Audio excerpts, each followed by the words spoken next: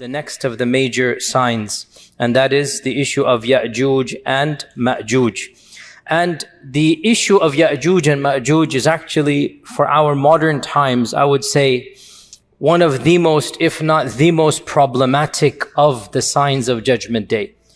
And it has caused many of our youth to question, to doubt. I myself have met people that have actually left Islam because of these types of tales. And we have to be honest and frank and not pretend as if this doesn't exist. Perhaps some of you are not accustomed to hearing people speak like this, but my philosophy is different. We are dealing with the crisis of people leaving our faith, our own children, our own young men and women. And of the reasons why is that we are not answering some of these issues that they bring, and we dismiss them. And I myself have discussed many of these issues with these types of people. And one of them, not the only one, but one of them is Yajuj and Majuj. So we have to be very clear and frank and think critically even as we look at our tradition. So let us begin from the beginning. Who are Yajuj and Majuj?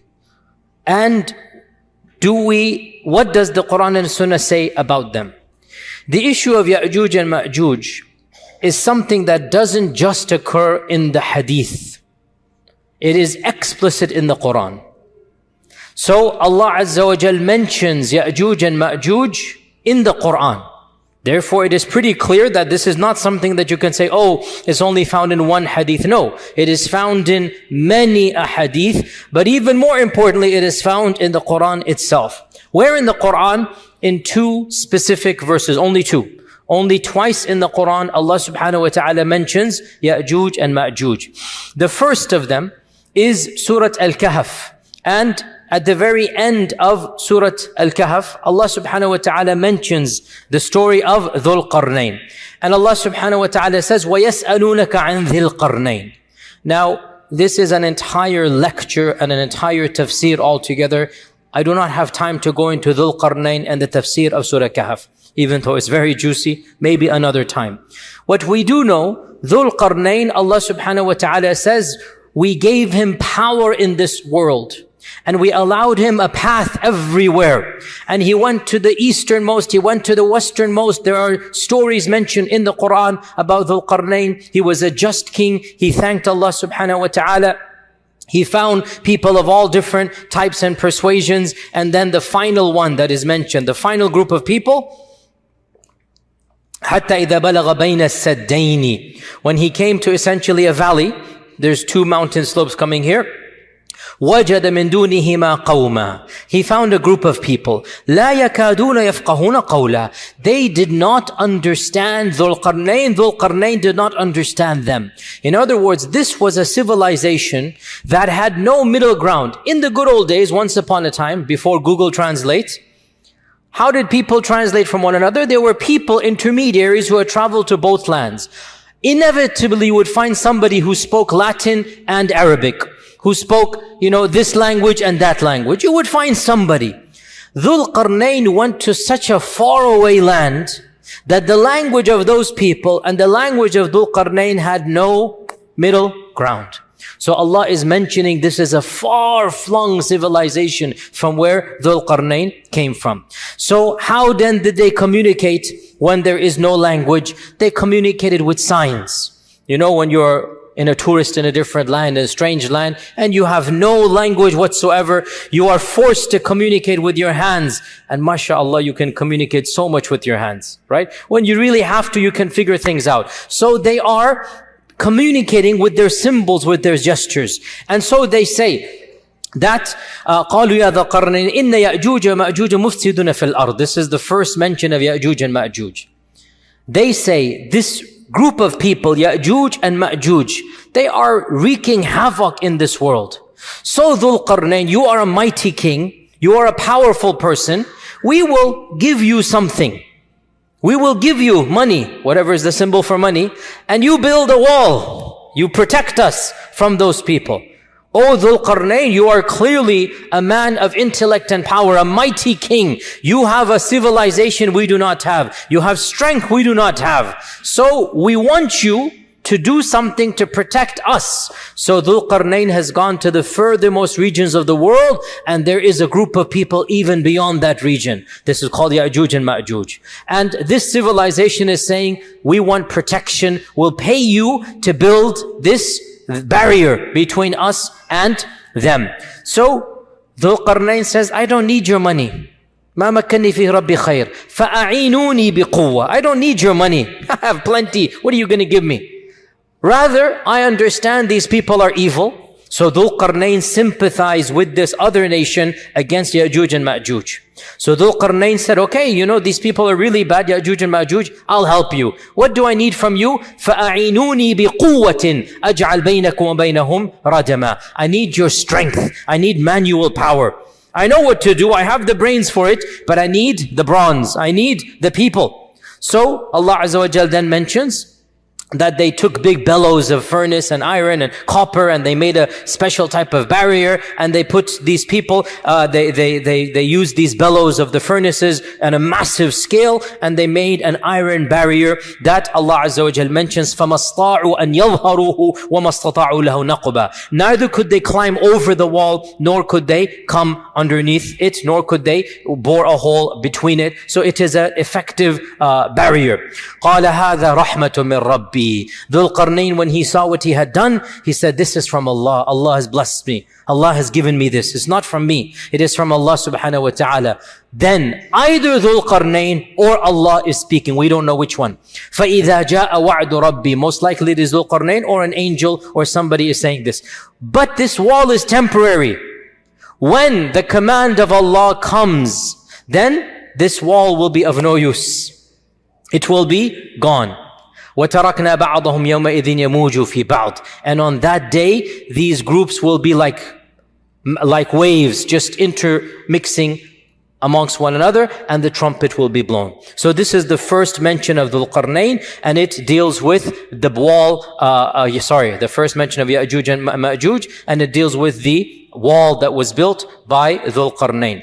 The next mention of Yajuj and Majuj is Surah Al-Anbiya verses 92 to 97. Surah Al-Anbiya verses 92 to 97, where Allah subhanahu wa ta'ala mentions in the Quran regarding Judgment Day, حَتَّى إِذَا فُتِحَتْ يَأْجُوجُ وَمَأْجُوجُ وَهُمْ مِنْ كُلِّ حَدَبٍ يَنْسِلُونَ. Until finally Yajuj and Majuj will be allowed out. Futihat. They will be allowed out, and they are going to be pouring down from every single, slope, from every mountain. They're going to be coming. وَقْتَرَبَ الْوَعْدُ الْحَقِّ. And judgment will now be asunder, will now be well close. So Yajuj and Majuj are right before Judgment Day. This is pretty clear in the Quran. فَإِذَا جَاءَ وَعْدُ رَبِّي in Surah Al-Kahf. Over here, وَقْتَرَبَ الْوَعْدُ الْحَقُّ. And the inevitable hour is coming. So twice in the Quran, Allah mentions Yajuj and Majuj, both of them linking it directly to Judgment Day, right before Judgment Day. Now, by the way,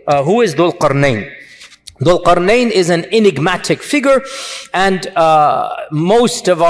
some of our medieval commentators, and then especially the most famous translator of the Quran of the previous century, Abdullah Yusuf Ali, whose impact in the translation was well known. All of us who grew up in the 70s, 80s, 90s, we know Abdullah Yusuf Ali's translation as being the one that had the most impact, even though, long story, but it wasn't very accurate. Number one. Number two, can you believe, this is a completely tangent, Abdullah Yusuf Ali couldn't speak Arabic properly. There's another point, he plagiarized it, but that's a whole different story, not related to our topic here. Nonetheless, his translation went viral, and in his translation and his commentary, he mentions that Dhul-Qarnayn is, who does he mention? Alexander. All of you know this, okay? He mentioned Dhul-Qarnayn is Alexander the Great. And it kind of spread amongst the masses. And this is what happens, subhanAllah, how thoughts spread, even if they're incorrect. And so many people thought Dhul-Qarnayn is Alexander, but this is really almost 100% wrong for many reasons. Most obviously is that we know a lot about Alexander the Great. We know a lot about him. And he was not a believer in Allah, he was a pagan. He worshipped the idols. And Allah praises Dhul-Qarnayn as being a worshipper. And Allah praises Dhul-Qarnayn as being a righteous person. And Allah never praises paganism. And Allah never praises someone in this manner. And Allah Azza wa Jal mentions Dhul-Qarnayn says, قَالَ هَذَا رَحْمَةٌ مِّن رَبِّي. So Alexander, really almost impossible. Some modern commentators have said that it is the Persian King Cyrus, who ruled from around 600 to 530 BC. So we're talking about 2,600 years ago, the Persian King Cyrus. And Cyrus, they say he's a candidate because he ruled over perhaps the largest empire the world has ever seen, or maybe the second or third largest. You know, there have been these massive empires. Alexander the Great probably did rule over the most largest empire, but temporarily. The Muslims, by the way, ruled over the largest for the longest period of time. But that's a different thing. Alexander, for a period of time, had more, but it fizzled out with his death. The benefit or the beauty of Islam is that wherever the Muslims went, Islam remained, and Islam and the Muslim civilization was the largest, but it wasn't unified as solid, if you like, as it was under Alexander. So they say Cyrus. But firstly, there are a number of things that don't match up. And secondly, once again, Cyrus was a clear-cut pagan. There is a third theory that I personally am very sympathetic to. But these are just theories in the end of the day. If you don't like it or you like it, it doesn't matter. It's just my opinion or the opinion of some modern scholars. If Dhul-Qarnayn were a historic figure, what do I mean by historic? I mean somebody whom we know. Because it is always possible that Dhul-Qarnayn is pre-history. Pre-recorded history, because recorded history begins around 4,000 years ago. Before that, we don't really have records. Before that, it's just unknown. It's a big black box. Perhaps Dhul-Qarnayn is of that time frame. Allah knows. As for recorded history, it goes back around 4,000, roughly 4,000 years or a bit more than that. And we know pretty much all of the massive empires and the great kings of that time frame. If Dhul-Qarnayn was one of the kings of this era, then we should know about him in terms of recorded history. Humanity would have known of these types of great kings who have conquered large swaths of the earth. So another candidate that I am personally very sympathetic to is the Persian Emperor Darius, the Persian Emperor Darius, who ruled 550 to 486 BC. And Darius ruled over most of the known world at that time, most of what we now call Asia Minor, the Caucasus, the Balkans, Central Asia, even Egypt, North Africa. He had a massive empire, and he himself traveled to the furthest east and the furthest west. And he led expeditions in his entire kingdom. And he fought against the Egyptians, he fought against the Chinese, he fought against or the people of that region, call them what you will, but he fought against all of these people.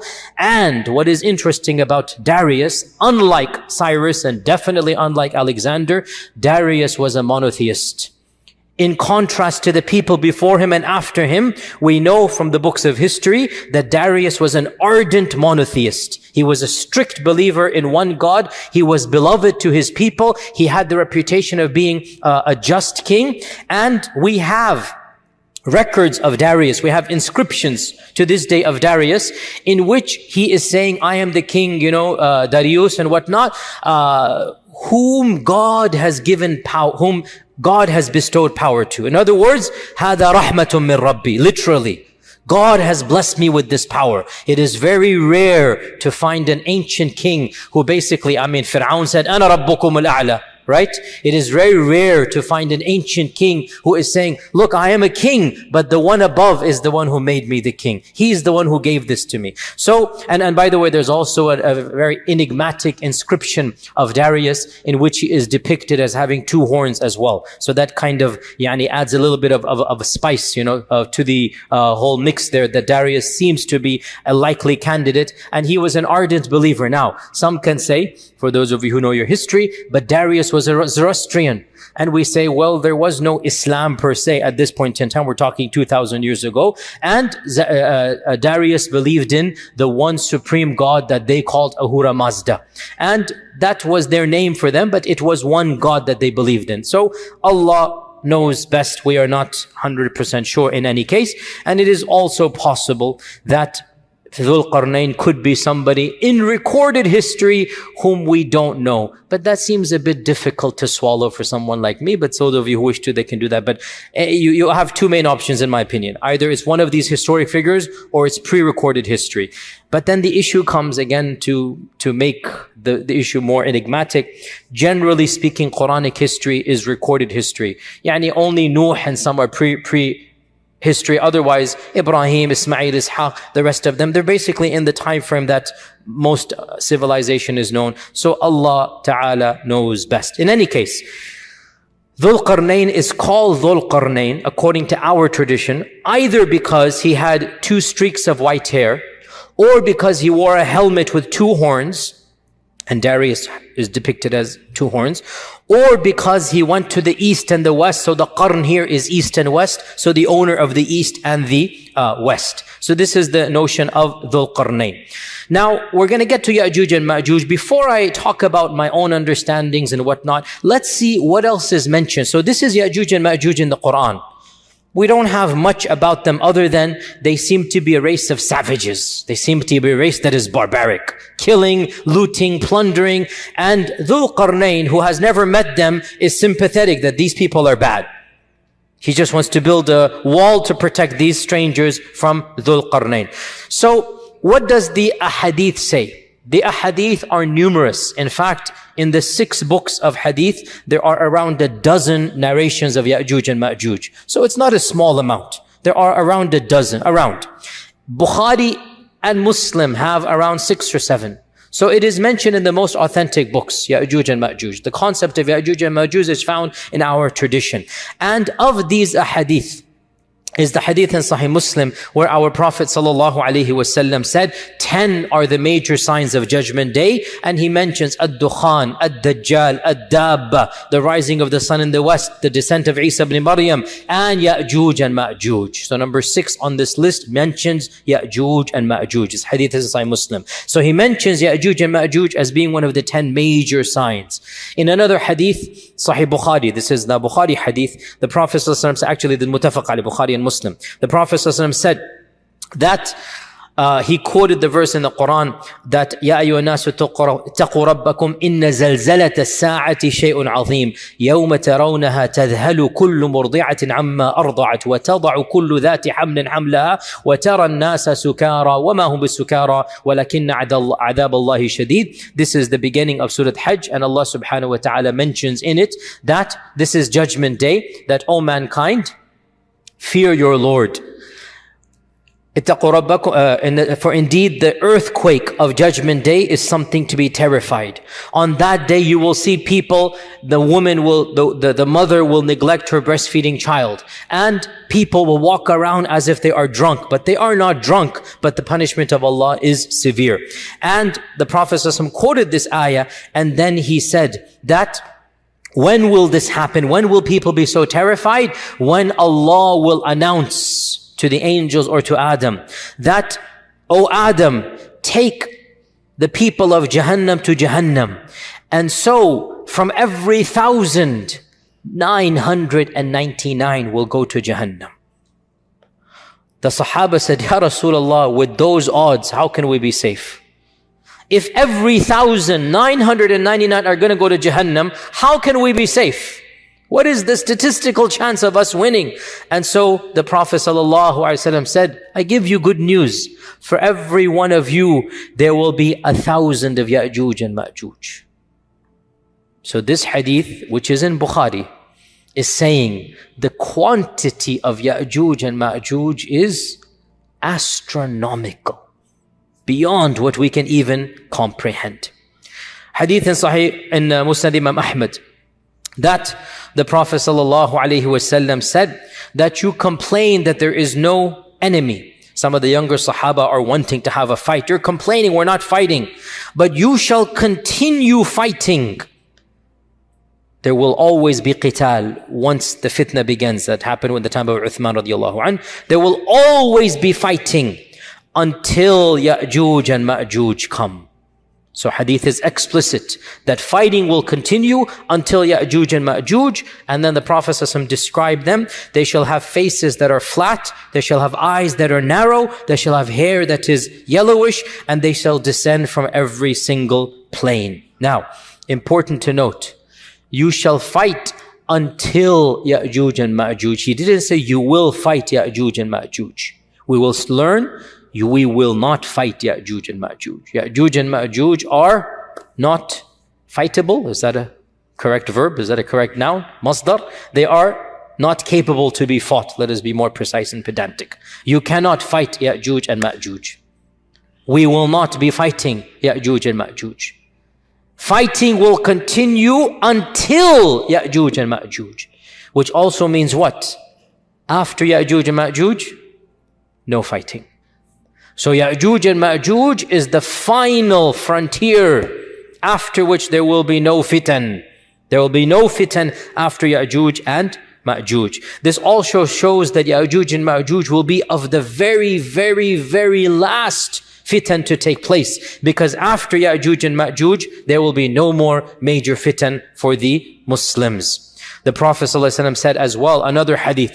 So right now, what am I doing? I'm narrating to you Quran and Sunnah. I'm narrating to you our sources. Then we will pause and go back and see what we can derive from those sources. Okay, because we need to really think deeply. And in all likelihood, we will have to do a part 2 for Yajuj and Majuj because there's a lot of material to digest and discuss. Our Prophet ﷺ said, hadith is in Sahih Bukhari, وَالَّذِي نَفْسِي بِيَدِهِ, I swear by him in whose hands is my soul, you shall continue to perform Hajj and Umrah, and you will continue to cultivate and plant trees even after Yajuj and Majuj. This hadith is in Sahih Bukhari. So in Sahih Bukhari, we learn another interesting fact. Yajuj and Majuj is not the end of the ummah. What is the purpose of this hadith? O ummah, you will not be destroyed. O Muslims, you are going to be here, don't worry. No external enemy will eliminate you. This is a prediction, and it has been true throughout all of history, and it will continue to be true.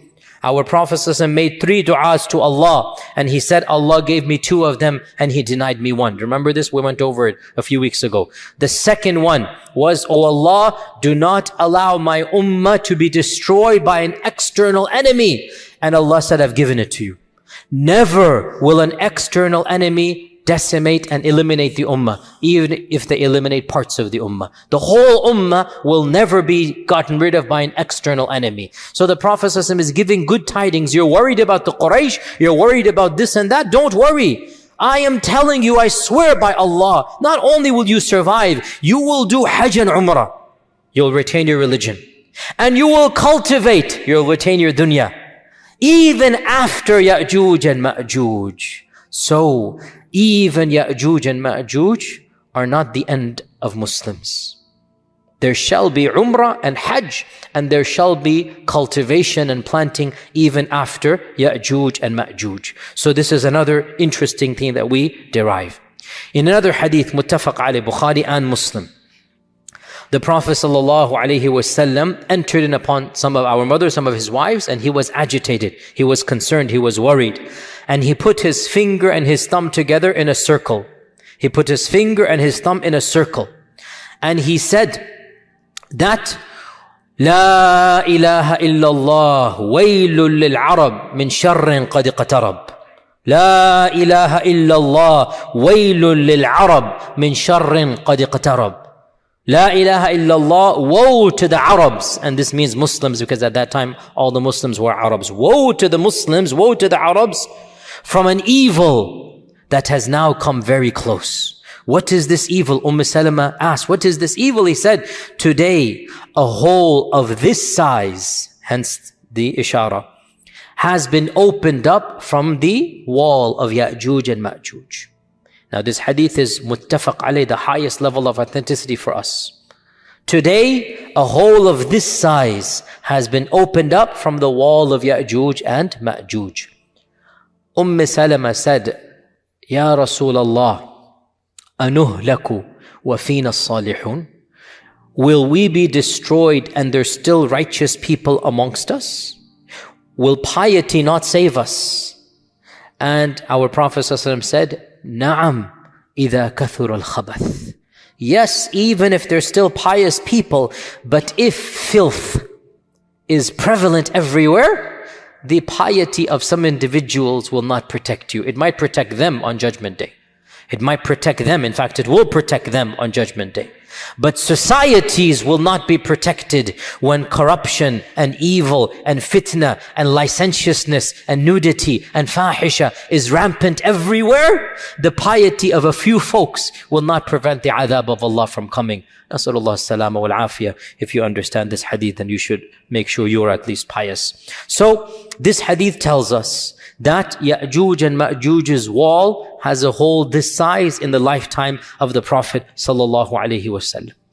Hadith in Tirmidhi, in which Abu Hurairah narrates that every single day Yajuj and Majuj try to dig out. And every day they are met with an angel. And the angel tells them, enough for today, go back. And so they go back until finally, on the final day, the angel mentions the famous phrase, Insha'Allah, come back. And the next day when they come back, so the narration is very long, it basically means every day they come back and they find all of the work that they have done goes back to nothing. They have to start from the beginning again. Until the last day, when they find they come back, the work of yesterday is still there. They still are carved in. So now they start from where they left off and they break through. So this is a hadith that mentions that Yajuj and Majuj are carving every day, and that every single day they get to a place until the angel turns them back. In another hadith in Sahih Muslim, we learn that after the Dajjal is killed, Isa will congratulate his followers and give consolation to his followers. And within that time frame, or a very short time frame, Allah will inspire Isa that a new group has come. Ibadalli, creations of mine have come.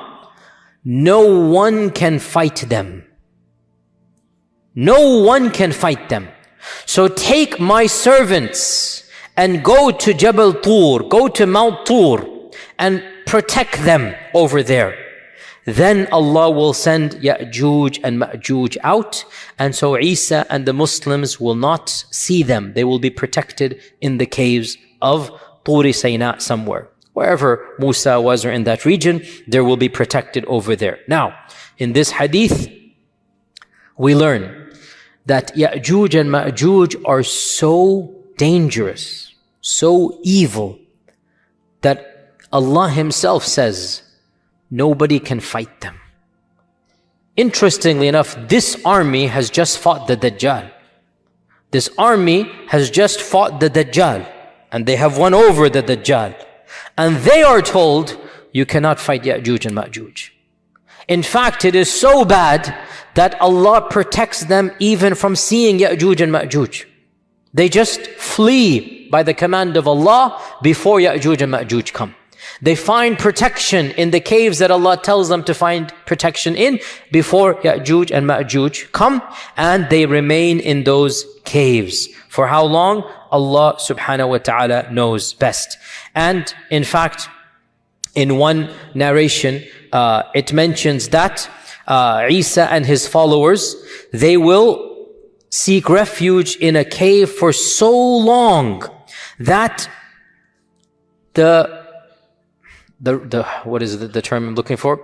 The head of a ram, the head of a goat, the head of a ram, a dead ram, will be more precious to them than 100 gold dinars.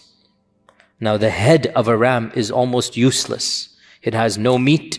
It has nothing you can benefit from. You throw it to the side. But they will be in the cave for so long that that head will be more precious to them than 100 gold coins. A fortune. They have nothing to eat and drink until finally, when they notice whatever they notice, we don't know, the hadith doesn't mention, maybe there's quiet, maybe there's something, they will say, who can go and volunteer and see what is going on outside the cave? So a man will volunteer, he will be considered the best of them, and he will resign himself to die the death of a shaheed. He's given up that he's going to die the death of a shaheed. And he will come out only to see that the world is full of corpses of Yajuj and Majuj. The world is full of corpses of Yajuj and Majuj. And then he will call out the people, and they will come out and they will see not a single handspan of the earth except that it is piled with Yajuj and Majuj, and the world will stench. There will be a stench that they cannot bear from Yajuj and Majuj's body. So they will desperately plead to Allah subhanahu wa ta'ala at this. And Allah Azza wa Jal will send a rain that will cleanse the earth, a cleansing that it has never had before. Deep cleansing from Allah Azza wa Jal. In another narration, Allah will bring a special type of bird that will pick up their bodies and take them away. So we have the removement of the corpses, then we have a special rain that will wash away the remnants as well. So this is another tradition from Sunan at-Tirmidhi. We also have in Musnad Imam Ahmad the phrase, which is also in other books as well, that Allah Azza wa Jal will send Yajuj and Majuj, and they will descend from every single plane. وَهُمْ مِنْ كُلِّ حَدَبٍ يَنْسِلُونَ. This is a Quranic verse. And they will pass by At-Tabariyah, and they will drink from At-Tabariyah. It's a massive lake. We'll mention which one it is in a while. And by the time the last of them passes by, there will be no water in the lake of Tabariyah.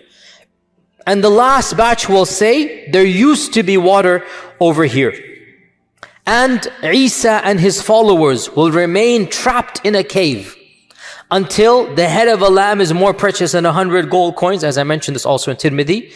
Then they will make dua to Allah to save them from Yajuj and Majuj. So Allah will send a disease against them. Yajuj and Majuj will not be killed with the sword. Allah will send a disease against them that will attack their necks, and they will die the death of one person.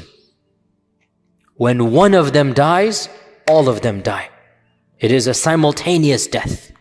The death of one person. These billions or millions or hundreds of millions of people, they will die instantaneously, the death of one person. The death of one person, and then this man will come out. The hadith goes on the back to the one that I mentioned. The man will come out terrified, scared. He will find everybody is already dead. Then Isa will come out. They will find not a single space to stand except the bodies will be rotting. So Isa will make dua again. So Allah will send birds with the necks of Bakhtari camels. Bakhtari camels, the Bactrian camels, the camels that have these U-shaped necks. There will be birds like this. Massive birds will come, maybe Tayran Ababil, something like this. They will take them and then throw them wherever Allah subhanahu wa ta'ala wills. So this is another narration. Yet another narration. Yajuj and Majuj will conquer everybody in this earth. They will kill everyone. Pause here, footnote. Who will they kill? Clearly not the followers of Isa. So the remnants of the army of Dajjal, anybody who fled and was not caught, any human beings that have not embraced Allah and believed in Isa at this point in time, these will now be destroyed by Yajuj and Majuj. So Yajuj and Majuj will conquer the world, and they will get to Tur, and Tur is where Isa is. They will get to Tur. In one narration, they will get to the Jabal of Quds, the mountain of Quds. Is this Mount Olives? Is this the mount that is in front of Aqsa? In that region they will be. And they will find nobody to conquer. They've conquered everybody. So one of them will say, we have conquered the inhabitants of this world. Let us conquer the inhabitants of the heavens. So they will throw an arrow towards the heavens, and Allah will cause the arrow to come back full of blood. In another narration, they will wave their spears towards the heavens, and Allah will cause their spears to come back with blood. And so they will say, we have now conquered those in the heavens. Then Isa will make the dua, and then they will be destroyed. Now, this lake Tabariyah, most of our commentators mention that this is the Lake Tiberias, the Lake Tiberias.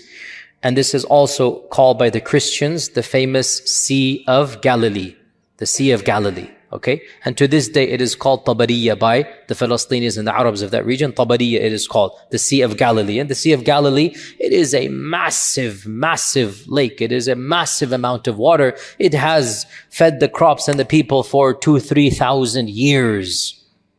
What group is Yajuj and Majuj that in one generation, that lake which has given mankind water for 2,000-3,000 years will be gone? Think about that. How much will this group drink? How much will they, I have seen Tabari, like many of you have been to the Sea of Galilee. If you go to that land, you see it.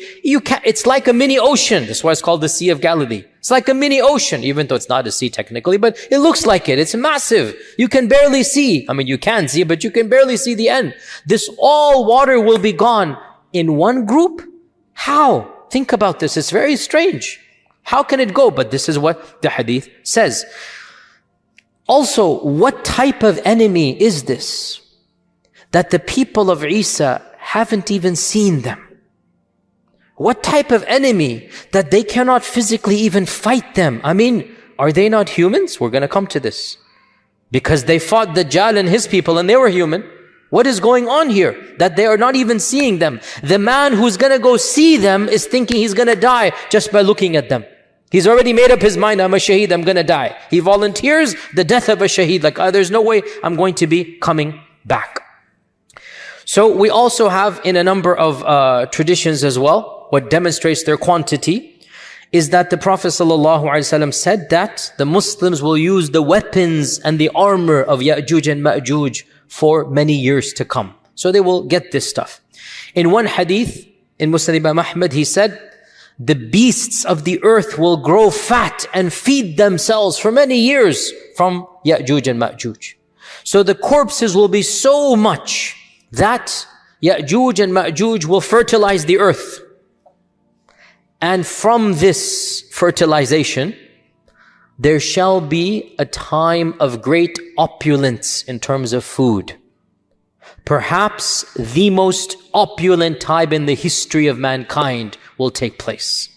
Where our Prophet ﷺ said, one pomegranate, one rumman will feed an entire tribe. And one leg of lamb will be enough for a large group of people. In other words, things are going to change. Small quantities, or maybe it's not small. Maybe the rumman will be a massive amount. Maybe things are going to change. And again, we're going to come back to these interpretations because these are all cryptic phrases and perhaps we can rethink through them, if only to save the iman of our young men and women who are rethinking through these things as well. In Sunnah ibn Majah, the Prophet ﷺ said, when you see this happen, Yajuj and Majuj, when you see Yajuj and Majuj happen, then expect the hour to come, expect judgment day, expect Qiyamah, just like the pregnant lady at the end of her labor is just waiting for the cry and she surprises the family when she goes into the pangs of labor. In other words, at that very end stage, right? Everybody's waiting. When will the water break? When will the pangs begin? And when it happens, everybody goes into panic mode. The Prophet gave this example. When you see Yajuj and Majuj, this is the pregnant lady about to give birth. Nobody knows exactly when, but it's on alert. Oh, husbands, remember that time frame of your life, huh? 24-hour alert, remember that? That is what the Prophet is talking about. That, those of you who are not married, make dua, make it easy, inshallah. That, at that time frame, you're just waiting. When is it going to happen? You're anxious. What's it? So the Prophet is giving a metaphor that every family knows this. That time frame is tense. You don't know, you're expecting. So the Prophet said, when you see Yajuj and Majuj, that's the time frame. Just like that pregnant lady will be given birth at that time. Now, what do our classical scholars say about Yajuj and Majuj? So, firstly, is the term Arabic or is it non-Arabic? Our scholars, some of them said that the term is Arabic and it comes from ajja. Ajja ya'ujju ajjan. So, ajja means to kindle fire. Ajja means when the fire spurns outwards. However, in my humble opinion, it is not sound to read in Arabic meanings to proper nouns that are found in the Quran and Sunnah.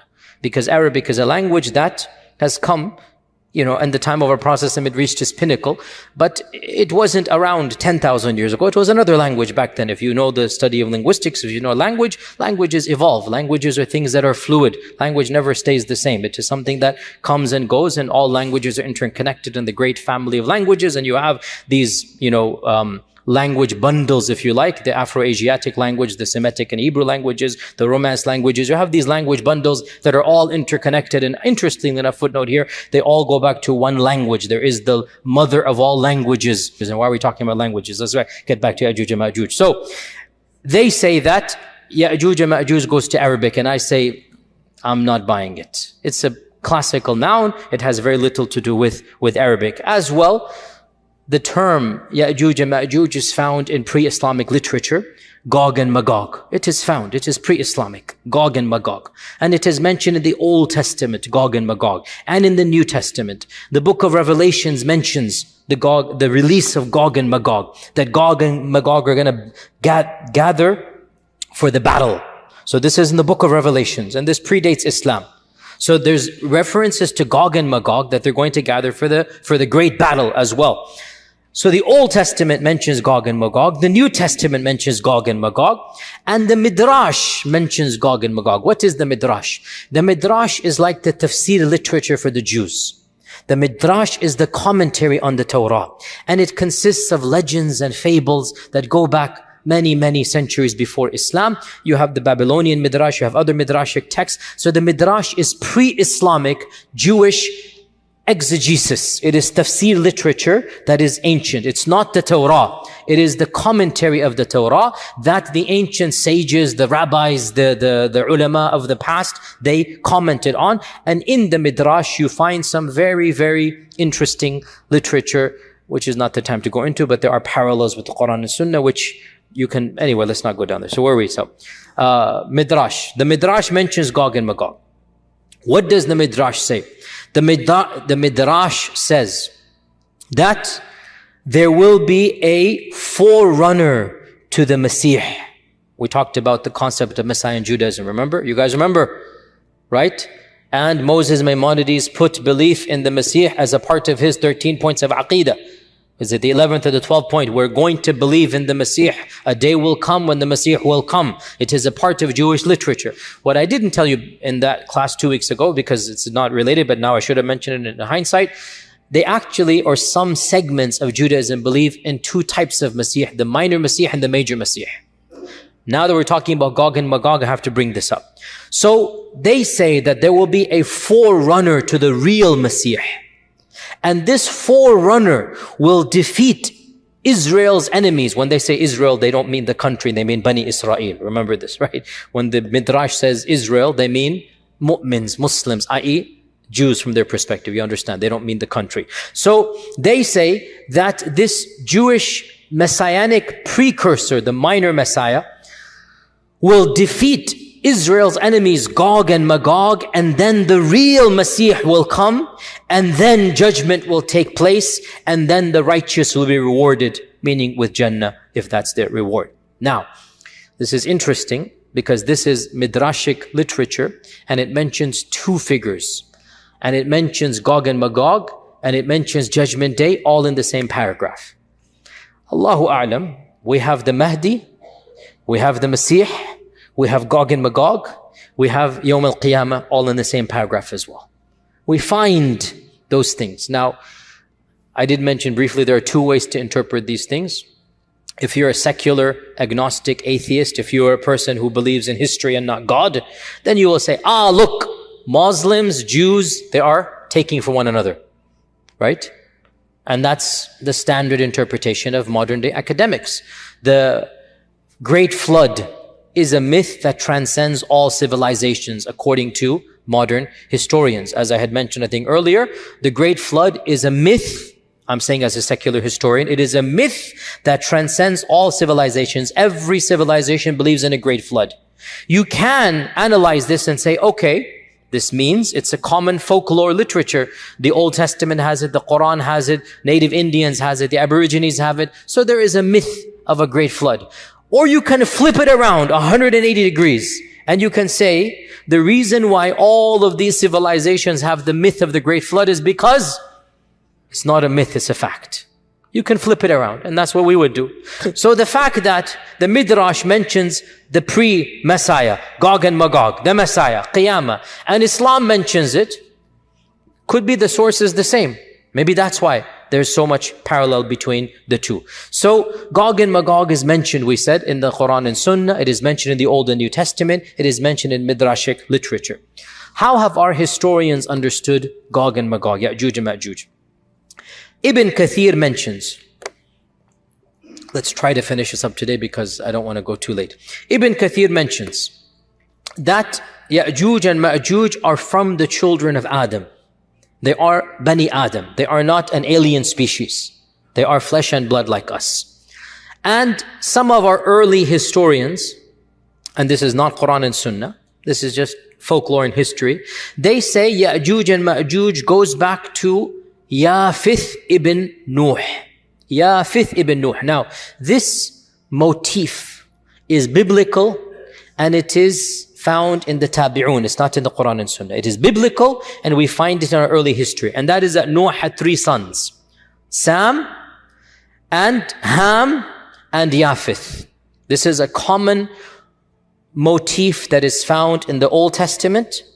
It is something that the Semitic races believe in, and it is found not in the Quran, not in the Sunnah, but in where? Early Islamic historical traditions. Which is why we don't necessarily have to believe in it. If it was the words of Allah and His Messenger, سَمِعْنَا وَأَطَعْنَا. If it's the word of a tabi'i, or even a sahabi, because this is history and it's not ilm al-ghayb, we don't have to accept it. So this issue, we find it in the Tabi'un, that Noah had 3 sons. Sam, Ham, and Yafith.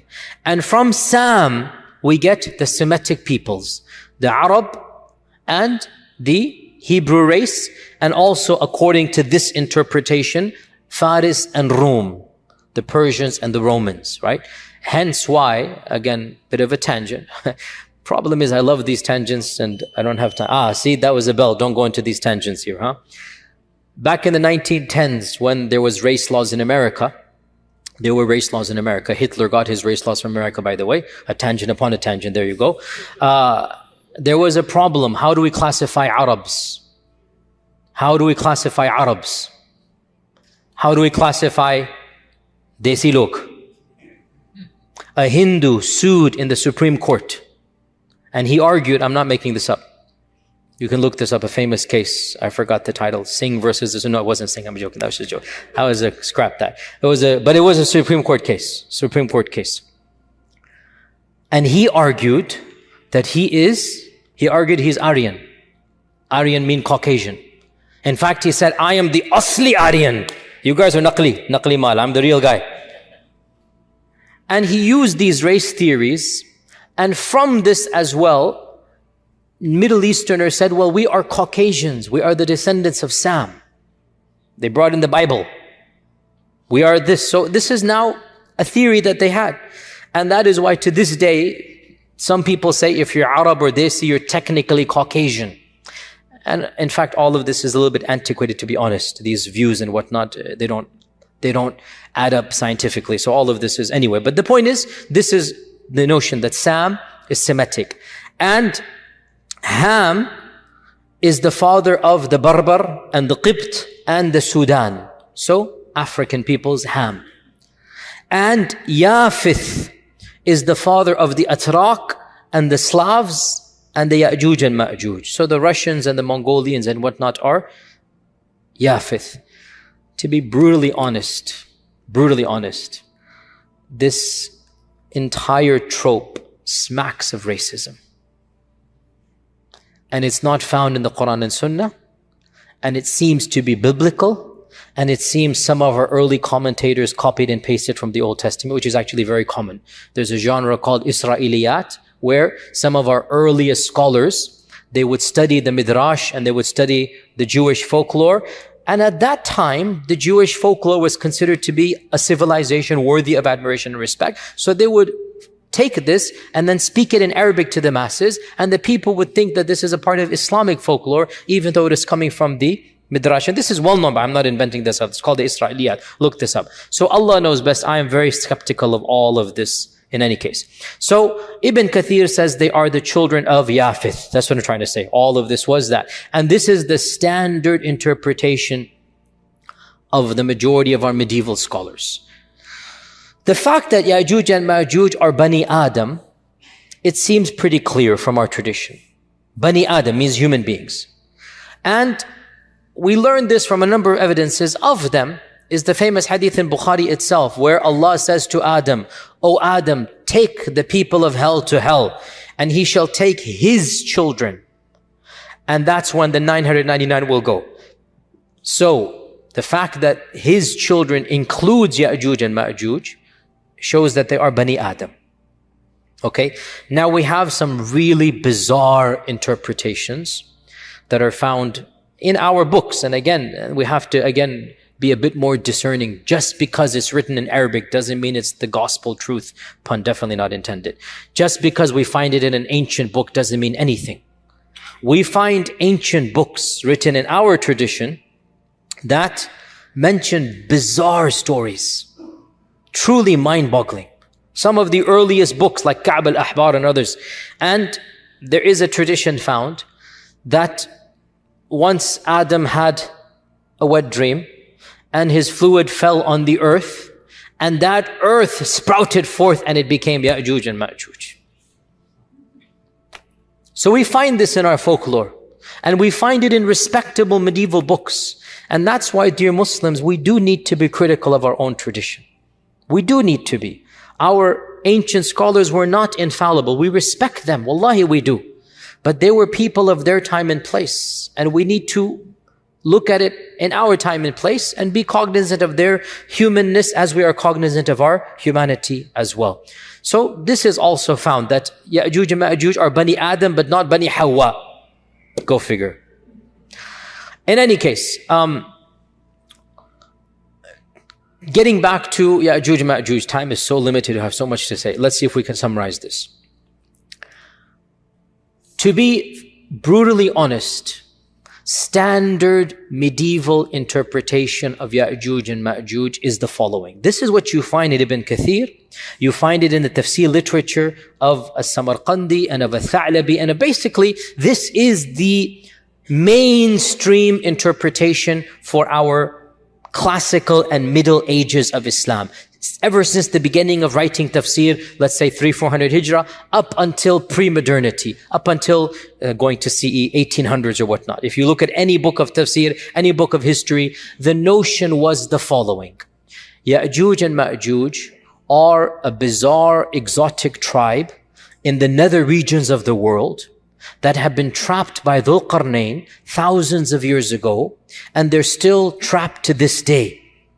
And quite a few medieval historians have reported that I know of a friend of mine who traveled to the end of the world and he saw with his own eyes the wall of Yajuj and Majuj. We find this in respectable Islamic books. The notion that Yajuj and Majuj are a living tribe blocked to this day behind the wall that was built 4,000, 5,000 years ago. That wall miraculously is still there. People can see on the one side, and on the other side you have these savages that Allah knows how they're eating, drinking, replicating, whatnot, and they're still there for eons and eons and eons. This is the standard interpretation of our scholars of the tradition, not of the Quran and Sunnah. You understand what I'm going to get at, okay? We don't blame them. In their time frame, the world was unexplored. In their time frame, nobody traveled the world. The reason why Marco Polo became famous and Ibn Battuta became famous was because they traveled half the world. That's it. And they became world famous because they did what nobody had done. They simply went from one side of the known civilized world to the other side, and they came back. Marco Polo to Naples, to Italy, or to Sicily, wherever he was. Naples or Italy, where was he? And Ibn Battuta to Tunisia, where he was from. So people didn't travel. And folklores and legends were very common, and it was easy to believe these types of things. That there is this nether region of... And you know, if you read, by the way, even Ibn Battuta, by the way, you find bizarre fables. You find belief in mermaids and you find weird creatures and whatnot. This is what he believed. He really believed that there are races and aliens, or not aliens, but you get my point. This is the notion of his time. Marco Polo as well, he believes these types of things. So it's not surprising that our medieval scholars believe this type of stuff. Now, obviously, dare I say, anybody who knows science and geography and modern civilization, you cannot believe that there is a tribe for 4,000 years trapped behind a wall. I mean, if you believe this, that's your position. I cannot believe it. I find this very difficult to believe. So this has led people to do multiple things. We have 20 minutes left. I have to wrap it all up now, subhanAllah. The first interpretation, which is the standard interpretation of medieval Islam, is that, okay, maybe there are places in the world that are undiscovered. Maybe there is a race of people locked up behind the Caucasus Mountains or in Mongolia or whatever, and they're still over there. And Greenland, Greenland, interesting. How would Dhul-Qarnayn get to Greenland? Because he's traveling. فَأَتْبَعَ سَبَبًا. He didn't go on a ship, he walked on a road. So that kind of, it's not the Bermuda Triangle, no. But many Muslims still believe this. I have nothing to say to this. If you believe it, I have nothing to say. I don't believe it, is all I'm trying to say. I'm not trying to dismiss any person's belief, and this is the belief of medieval scholars. If you still believe that there's a big wall that is lasting for thousands of years, and by the way, no human structure is that fortified for 4,000 or 5,000 years that nothing happens to it. Even the Great Wall of China needs to be built up or whatnot. I mean, it doesn't work that way. But anyway, if you believe, and anyway, so this is, what can I say? If you believe it, you believe it. I am somebody who, what can I say? My mind doesn't believe this. Others have said, we need to reinterpret Yajuj and Majuj metaphorically. And this goes back to another thing that I kept on stalling when we talked about the Dajjal, because I wanted to talk about it with Yajuj and Majuj. And that is this newfangled interpretation. And it is newfangled. You do not find it in pre-modernity. This is a very modern interpretation. It only begins in the 60s and whatnot. And it has now become common, very common. So much so that many famous people, many mainstream people are explicitly or implicitly saying it in this land and in some islands in the Bermudas as well. There's a famous person who's well known for this type of theory. No names mentioned. It's not my philosophy to mention names typically. Where they say Dajjal and Yajuj and Majuj are symbolic. Symbolic. It's not an entity. Dajjal is, he will say, globalization. And Yajuj and Majuj, they might say Russia and America, the superpowers. And honestly, I mean, okay, jokes aside, I admire the fact they're trying to salvage the tradition, because they understand that mainstream interpretation doesn't make sense. So they're trying to salvage the tradition, and they say, you know what? Dajjal is a demonic force. Dajjal is a global empire. Dajjal is the new world order. Then you get into the triangle and the eye and this and that, and the whole rabbit's hole begins. You can now, once you go down the rabbit's hole, make dua, there's nothing to be done once a person goes down that hole. What can I say? If a person believes this as well, the problem comes. The same traditions that you get the concept of Dajjal from, those same traditions tell you a lot about the Dajjal. So you can't pick and choose and reinterpret everything. Either you reject Dajjal in totality, which some progressives and modernists have done. Dajjal is not mentioned in the Quran. They reject all hadith. So they say, khalas, let's be done with. And they reject Yajuj and Majuj hadith. So they say, well, the Quran just mentions 2 tribes, so they're going to come, some races will come and have a big war. Fair enough. If your principle is you're going to reject hadith, that's not ours. If your principle is no hadith, then you can derive an entire interpretation that is independent of mainstream Sunni Islam and be gone with it. But the deal of these folks is they claim to be Sunnis, and they are popular in Sunni circles, and they are trying to metaphorically reinterpret these traditions. And we say that, I don't think in this case you can have your cake and eat it as well. It's nice too. I love to have my cake and eat it as well. But in this particular case, I don't think it is methodologically sound. Because the same traditions that tell you about Dajjal, tell you about Yajuj and Majuj, they have all of these details we mentioned. And it's pretty vivid, the impression given, right? Dajjal will be killed by Isa, one-on-one. The blood of the spear will be shown. It's clear. Yajuj and Majuj, the corpses will be piled up. I mean, those same traditions mention what we have just mentioned. So, I'm not too sympathetic to this reinterpretation as well. Is that clear? I personally don't buy it. A third interpretation, and this became common. The first person I know who said this was back in the 50s. Maybe reformed, but at first I know, back in the 50s. He said that Yajuj and Majuj are the Chinese race. And the great wall that was built by Dhul-Qarnayn is the wall of China.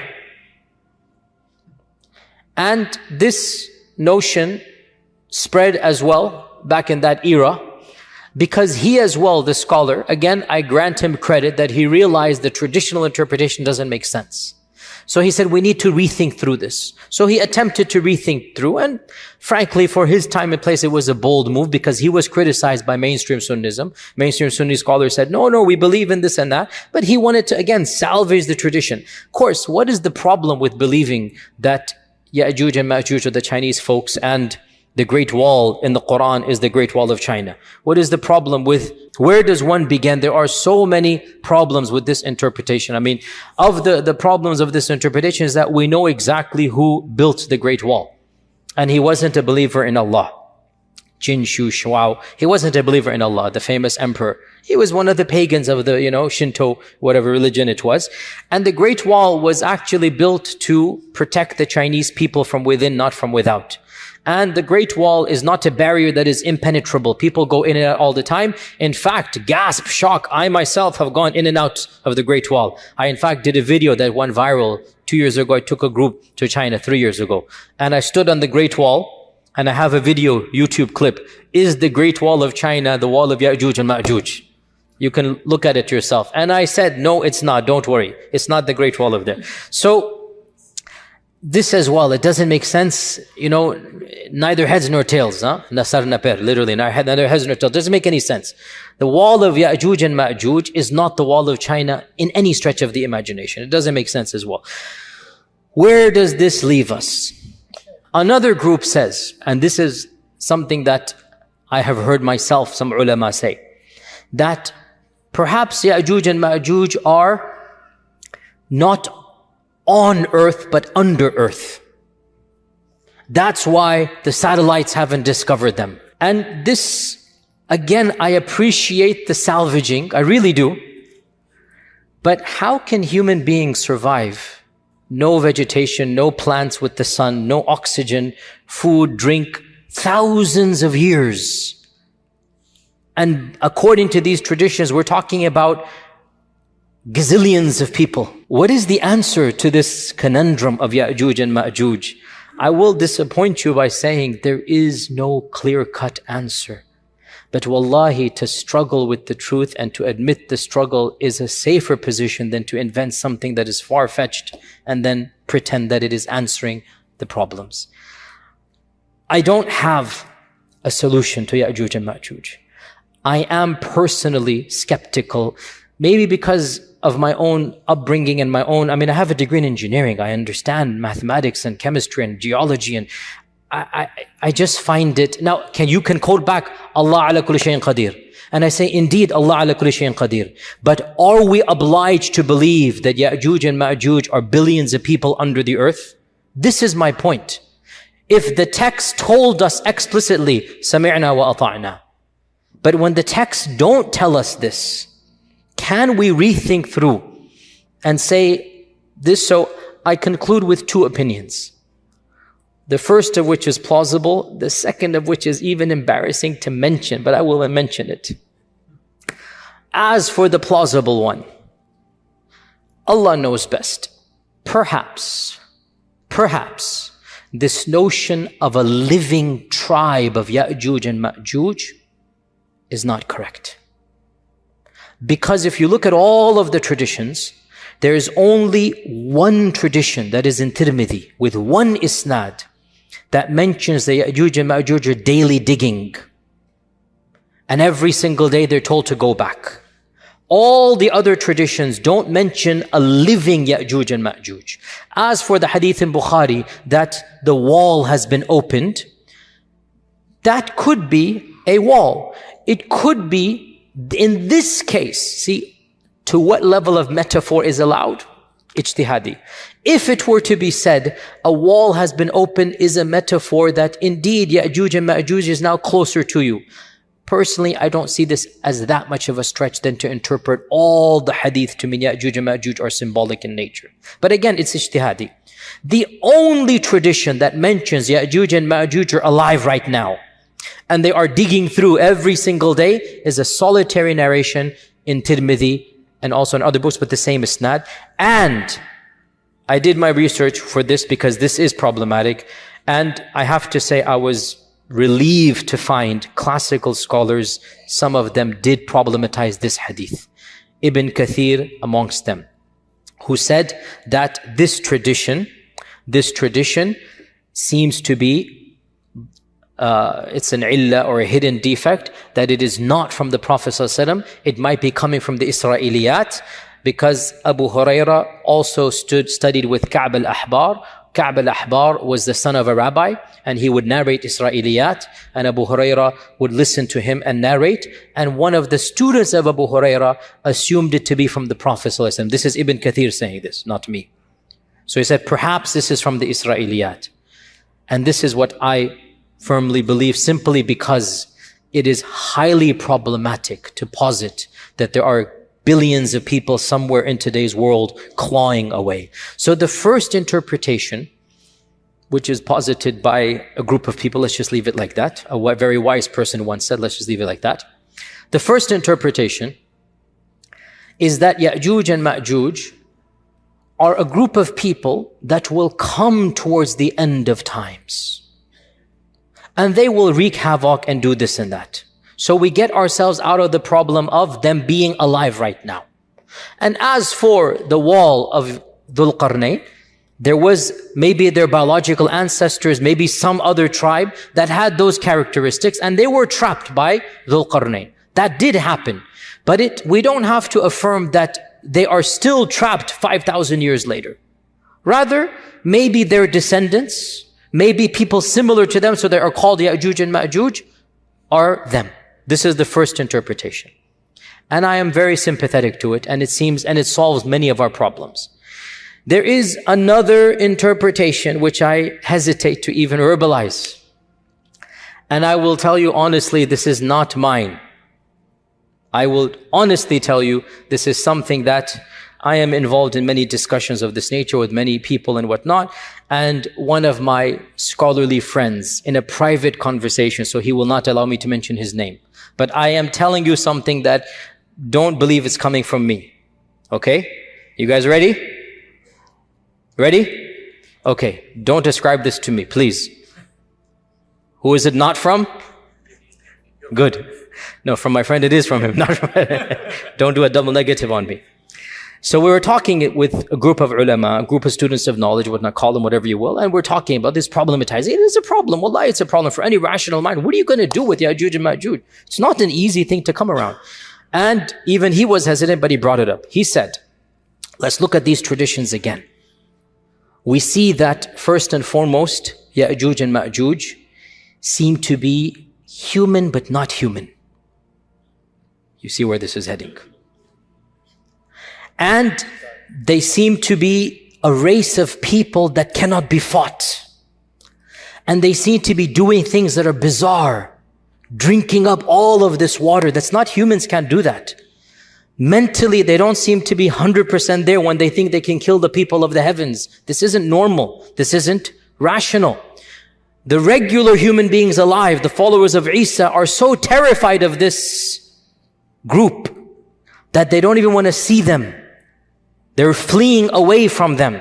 They will not fight them. The hadith mentions they will not be able to be fought. لا يدان أحد من قتالهم. And he mentions, If you look at the popular imagination of our times, you find a genre of literature and horror movies. You see where this is heading. And he mentions the word. And my jaw just dropped and I laughed. I said, are you serious? He goes, hear me out. Don't call them that word. For those who don't know the word, maybe the youngers can tell them later on. Don't call them that word, but the concept. What if we're talking about chemical warfare, we're talking about Dajjal, we're talking about the bird falling down, things are happening, weapons being unleashed, weapons beyond our understanding. What if the concept is there that these groups of people are human but not quite human? And they're doing all of these things, and everything just started clicking in my head. Check, check, check, check. I'm like, this is so ridiculous. You will never find me saying this in a lecture. And here I am in a lecture saying it. But in any case, Allahu A'lam, frankly, it makes more sense than believing that 1 billion people are somewhere in Timbuktu or Zimbabwe or some faraway land. It makes more sense to me. Because Allahu A'lam at the end of time, also, yes, the key point. They shall die the death of one man. How will they get gotten rid of? Allah will send a disease, some type of antivirus, some type of vaccine. I'm just saying what my friend said.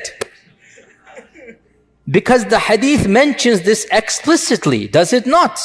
Allah will send something that will get them in the neck, and they will die the death of one person. So when my friend kept on going over all of these points, my laughter turned to a serious contemplation. And I said, but how do we tell the public this? Then I said, I'll just project it onto my friend, which it is true, it is coming from him. And I'll take myself out the picture so that as you laugh at my friend, but the laughter will slowly turn to contemplation. And deep down inside, you'll realize this makes a lot more sense than anything else out there.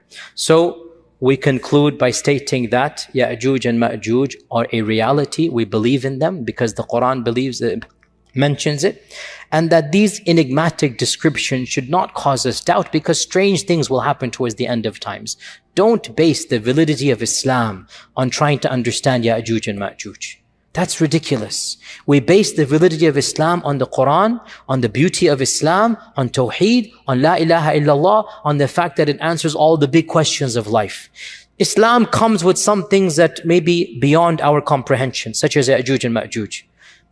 We just have to sami'na wa ata'na. And when it happens, all of these ahadith will fit into place and we will see, oh, I get it. That's what was being referenced here. So in the end, Allah Azza wa Jal knows best.